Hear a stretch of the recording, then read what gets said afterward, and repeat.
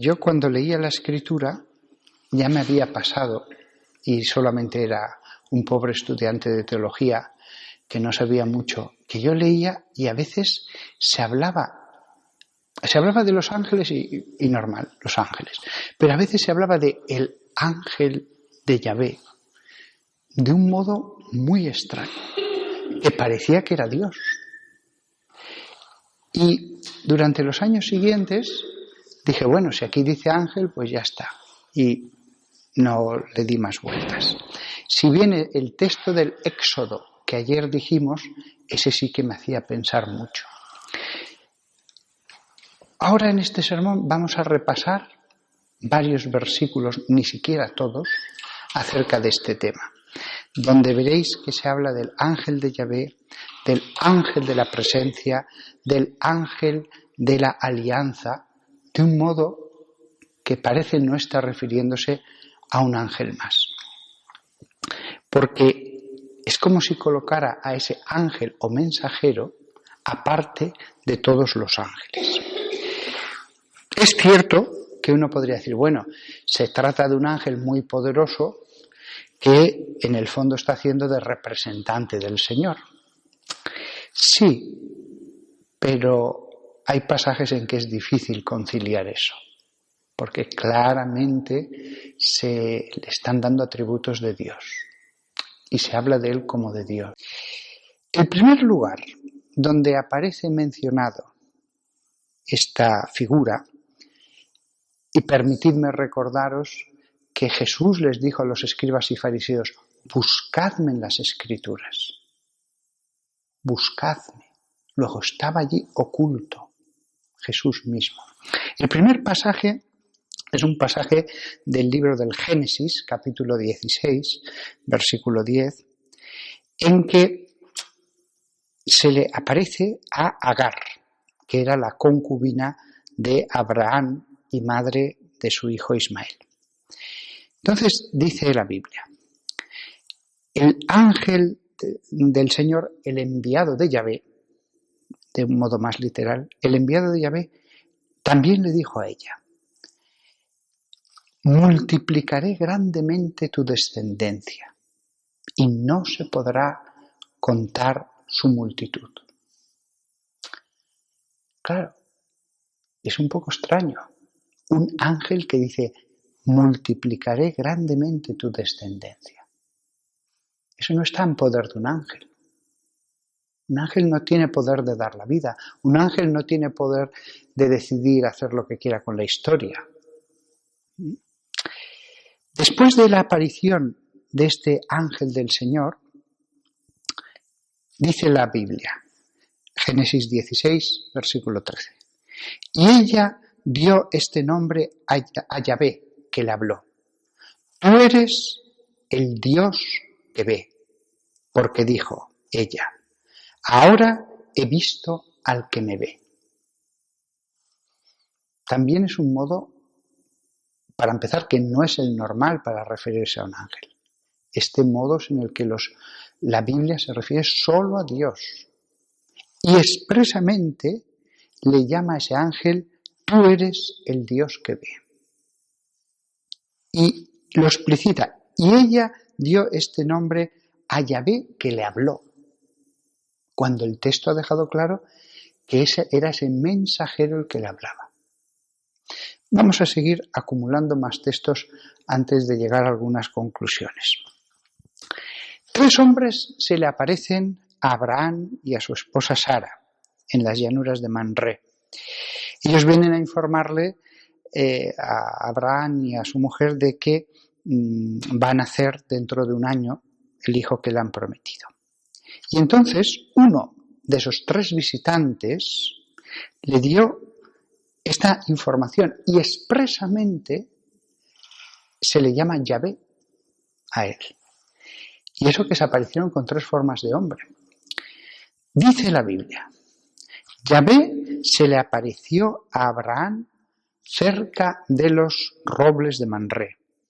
Se sentó a la entrada de su tienda en el calor del día.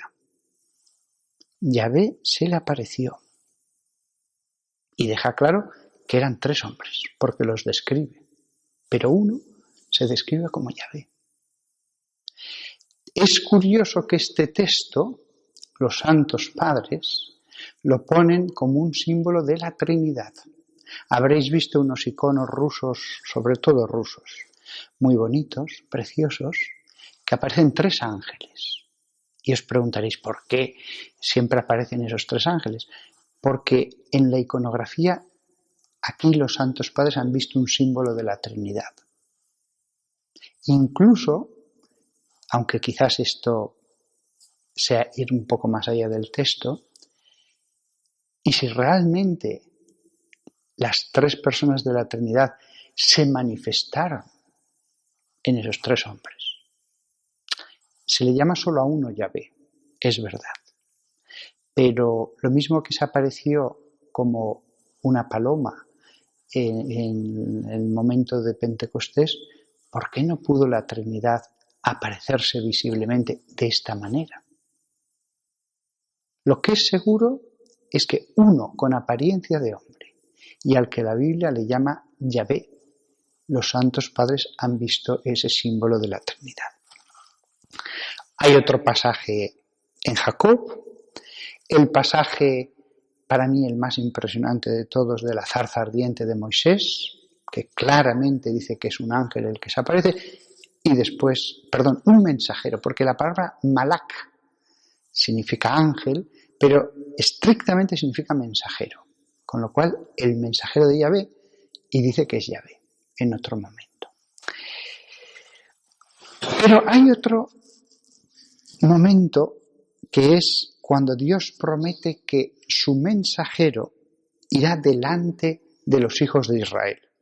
Y dice la Biblia: voy a enviar mi ángel delante de ti para que te guarde en el camino y para que te lleve al lugar que he preparado. Estate atento a él, escucha su voz, no te rebeles contra él, porque no perdonará tu transgresión, porque mi nombre está en él. Y continúa todavía más rato, pero si tú lo escuchas atentamente, todavía sigue más. Claro, los israelitas tienen que obedecer a ese mensajero, Malak Yahvé,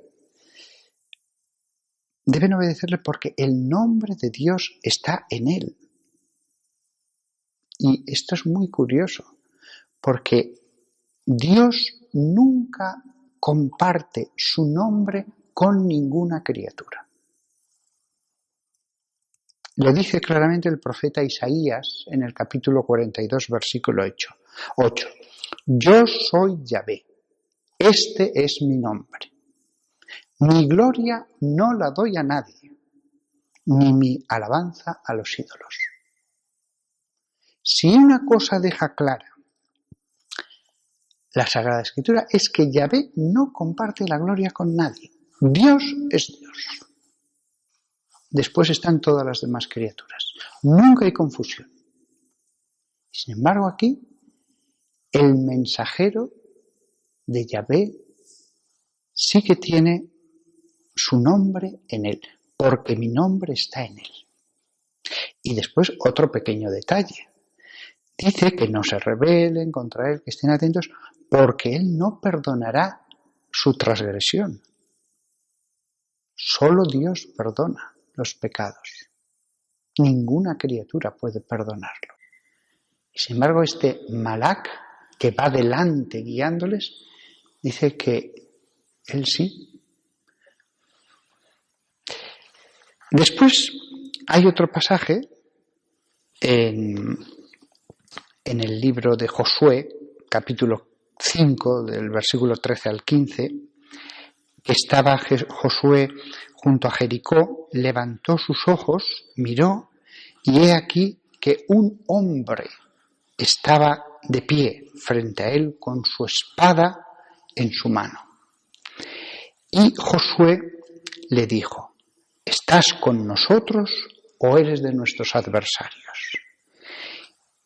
Y él dijo: no, más bien he venido como caudillo de la hueste de Yahvé.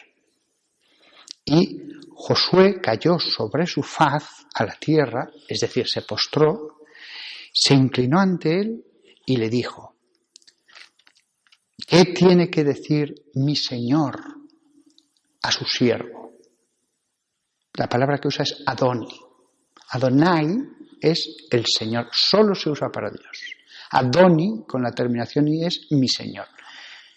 Lo llama mi Señor. A nadie se le llama así, más que a Dios. Y entonces dice una cosa impresionante, ese enviado de Dios. Y el caudillo de la hueste del Señor le dijo a Josué: remueve tus sandalias de tus pies, porque el lugar donde estás de pie es santo. Y Josué lo hizo así. Es evidente hasta para los poco conocedores de las Escrituras que son las mismas palabras que le dice Dios en la zarza ardiente a Moisés. Las mismas. Remueve tus sandalias de tus pies, porque el lugar donde estás de pie es santo. Eso no se hace ante una criatura, por muy santa que sea, por muy buena que sea, por muy llena de virtudes que sea. Pero es una criatura, no es Dios. A las criaturas les podemos manifestar mucho respeto, lo llamamos veneración, pero nunca adoración. Sin embargo, Josué se postra y le dice eso encima. Hay otro pasaje así, del mismo tenor, en Jueces, con Gedeón, otro con los padres de Sansón, y después algunos más.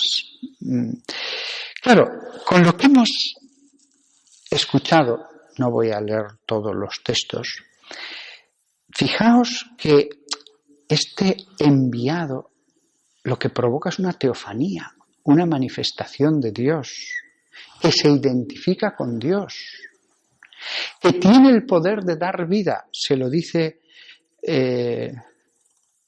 a Abraham, que va a nacerle un hijo, se lo dice a Agar, que lo conoce todo. Hay dos textos en que aparece como este Malak lo conoce todo, que tiene poder de juzgar, Génesis 18, 25, y que tiene poder de perdonar, como hemos leído cuando en Isaías, capítulo 43, versículo 25, se dice: yo soy el que perdona tus transgresiones. Yo, nadie más. Pero hemos leído que él sí, en Éxodo 23, 21. Además recibe adoración. Pero lo que es más interesante, varias veces este Malak, este enviado, se aparece con forma humana. Evidentemente, los primeros santos que hubo en la Iglesia, los grandes escritores de las primeras obras teológicas, dijeron: aquí está representada la encarnación del Hijo. El Hijo solo se encarnará en la época de Augusto, en Belén, pero ya antes se apareció en forma humana. Y les vino a decir: soy Dios. Pero no lo dice claramente, no quería crear problemas con un pueblo que era muy dado a materializarlo todo y a la idolatría. Lo último que faltaba a un pueblo tan inclinado a la idolatría era hablarles de la segunda persona de la Santísima Trinidad y que se iba a aparecer en forma humana. Se hubiera hecho un lío tremendo. Hubiera sido causa de más problemas que de ventajas. Entonces lo puso muy oculto, de forma que se quedaran con el interrogante y en el Nuevo Testamento eso se revelara. El plan es fantástico. El plan es fantástico. Y podemos encontrar a Jesús en el Antiguo Testamento. Es decir, a la segunda persona encarnada. Porque aparece Yahvé y el enviado de Yahvé. Y a veces aparecen los dos juntos en un mismo texto. Yahvé y el enviado de Yahvé. Pero que tiene atributos de Dios y que se dirige hacia él la criatura como si fuera Dios. Para acabar este sermón, hemos visto cómo aparece esta representación de lo que iba a ser la encarnación. Y en el Nuevo Testamento, ni una sola vez. En el Nuevo Testamento, el Mesías se revela. En el Nuevo Testamento, Jesús revela quién es la segunda persona de la Trinidad. Con lo cual, ya está todo descubierto. El velo se ha levantado. El plan de Dios es fantástico. Fantástico. La Trinidad está en toda la Sagrada Escritura. Hoy os he hablado del Malak Yahvé, el enviado de Yahvé. Pero ¿se podría hacer otro sermón sobre los lugares donde está oculto el Espíritu Santo? La Ruá en hebreo.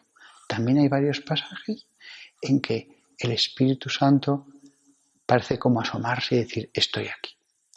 Pues nada más, que todos nosotros tengamos la fe de que vamos a tener sobre el altar al ángel de Yahvé, a su enviado, a Yahvé y al enviado de Yahvé, con la Ruá, el Espíritu Santo, o la Shekinah, que es otra forma de simbolizar en el futuro el Espíritu Santo.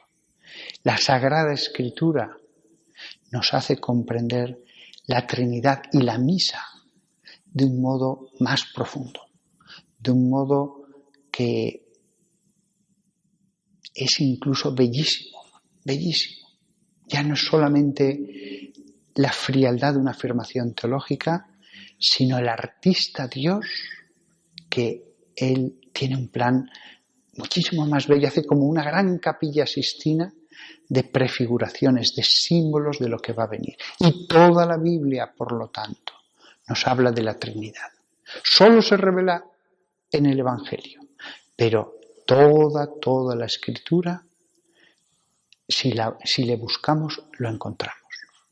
Que de verdad en la misa tratemos de poner a la Trinidad, que tratemos de vivirla, porque puede ser otro modo de vivir la misa, con la mentalidad de aquellos judíos, de aquel Abraham, Josué, Gedeón, cómo hubieran ellos quedado admirados ante esos símbolos, ante esos ritos. Pues vivirla así es otro modo de vivir la misa que también nos puede ayudar. Que siempre veamos a la Santísima Trinidad sobre el altar.